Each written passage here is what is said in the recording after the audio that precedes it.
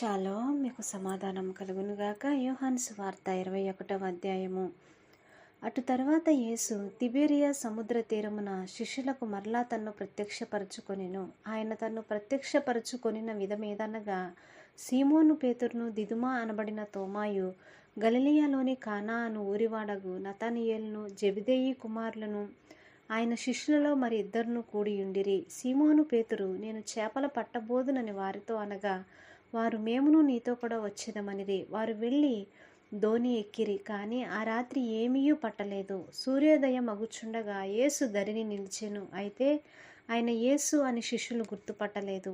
యేసు, పిల్లలారా, భోజనమునకు మీ వద్ద ఏమైనా ఉన్నదా అని వారిని అడుగగా, లేదని వారు ఆయనతో చెప్పిరి. అప్పుడు ఆయన దోణె కుడి ప్రక్కను వలవేయుడి, మీకు దొరుకునని చెప్పెను. గనుక వారు అలాగు వేయగా చేపలు విస్తారముగా పడినందున వల లాగలేకపోయిరి.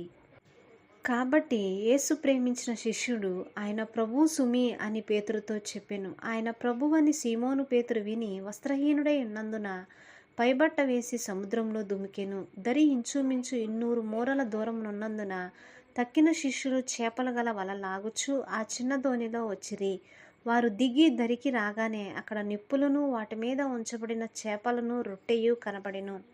యేసు, మీరిప్పుడు పట్టిన చేపలలో కొన్ని తీసుకుని రండని వారితో చెప్పగా, సీమోను పేతురు దోణి ఎక్కి వలను దరికి లాగెను. అది 153 గొప్ప చేపలతో నిండియుండెను. చేపలు అంత విస్తారంగా పడినను వల పెగలలేదు. యేసు, రండి భోజనం చేయుడని వారితో అనెను. ఆయన ప్రభువని వానికి తెలిసినందున నీవెవడవని శిష్యుల్లో ఎవడునూ ఆయన్ను అడుగ తెగింపలేదు. యేసు వచ్చి ఆ రొట్టెను తీసుకొని వారికి పంచిపెట్టెను. అలాగే చేపలను కూడా పంచిపెట్టెను. యేసు మృతులలో నుండి లేచిన తర్వాత శిష్యులకు ప్రత్యక్షమైనది ఇది 3వసారి. వారు భోజనం చేసిన తరువాత యేసు సీమోను పేతురును చూచి, యోహాను కుమారుడైన సీమోను, వీరికంటే నీవు నన్ను ఎక్కువగా ప్రేమించుచున్నావా అని అడుగగా, అతడు, అవును ప్రభువా, నేను నిన్ను ప్రేమించుచున్నానని నీవే ఎరుగుదువని ఆయనతో చెప్పెను. యేసు, నా గొర్రె పిల్లలను మేపుమని అతనితో చెప్పెను. మరలా ఆయన, యోహాను కుమారుడైన సీమోను, నన్ను ప్రేమించుచున్నావా అని 2వసారి అతన్ని అడుగగా, అతడు, అవును ప్రభువా, నేను నిన్ను ప్రేమించుచున్నానని నీవే ఎరుగుదువని ఆయనతో చెప్పెను. ఆయన, నా గొర్రెలను కాయుమని చెప్పెను. 3వసారి ఆయన, యోహాను కుమారుడైన సీమోను, నన్ను ప్రేమించుచున్నావా అని అతన్ని అడిగెను. నన్ను ప్రేమించుచున్నావా అని 3వసారి తన్ను అడిగినందుకు పేతురు వ్యసనపడి, ప్రభువా, నీవు సమస్తమును ఎరిగిన వాడవు, నిన్ను ప్రేమించుచున్నానని నీవే ఎరుగుదువని ఆయనతో చెప్పెను.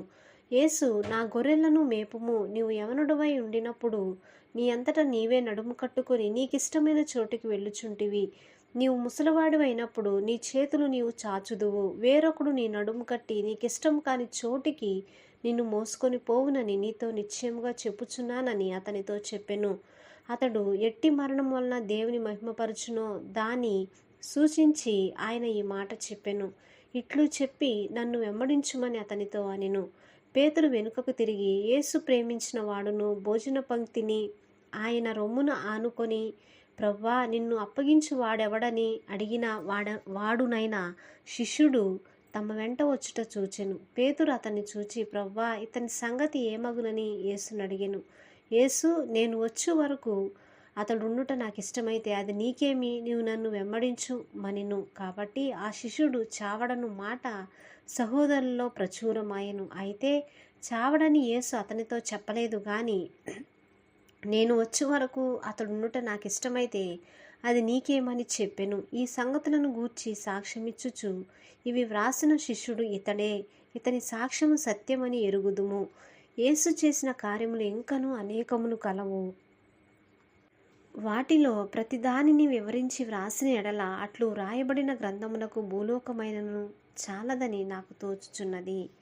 ఆమేన్. దేవుని పరిశుద్ధమైన వాక్యాన్ని దీవించునుగాక. యోహాను సువార్త ముగింపబడి ఉన్నది.